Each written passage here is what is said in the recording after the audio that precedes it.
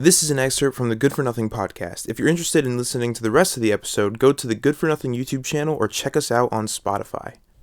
And then the other thing I've been consistently watching is something I am slightly guilty to admit that I've been watching as consistently as I have. I put it on every morning when I wake up and every night before I go to bed.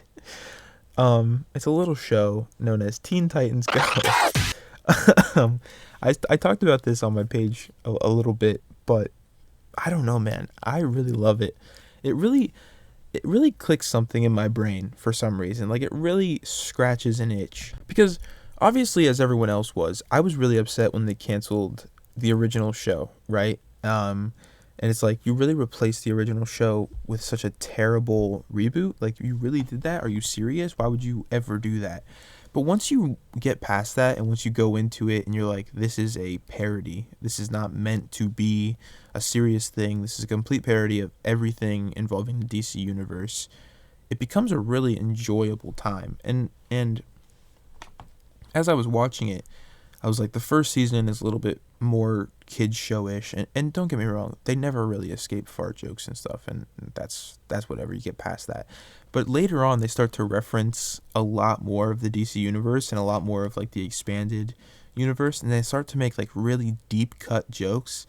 The most obvious one that a lot of people reference is that in a Batcave episode, there's Jason Todd's ashes and a crowbar is leaned up against it.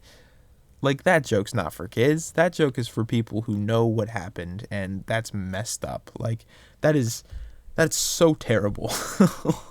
And, like, you know that means something coming from me, because Dick Grayson is my favorite fictional character of all time, and this show makes Robin pathetic. Like, the most pathetic human being ever. Like, he is the biggest simp for Starfire. He is probably one of the most annoying characters ever, but you just have to laugh. You just have to laugh at it. Like, because if I took this seriously and I was like, that's not Dick Grayson, I would hate this show so much.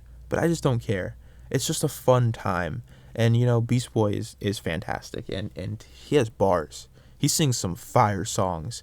And then there's like episodes dedicated to Dungeons and Dragons, and episodes that are like in a different art style, right? And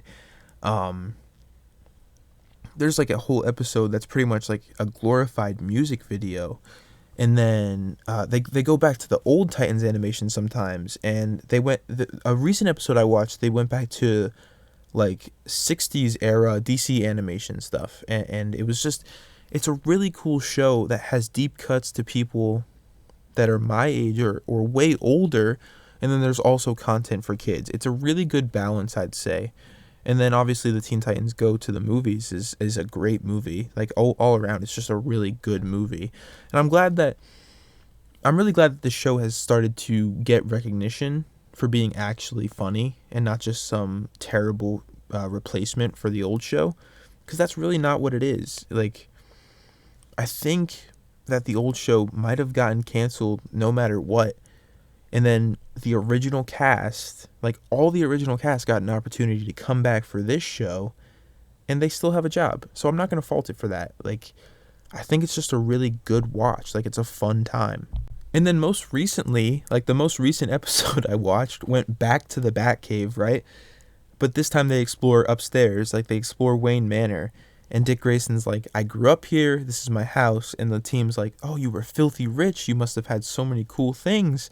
And he's like, no, Batman trained me to never really let the money control me, never really get things I don't need.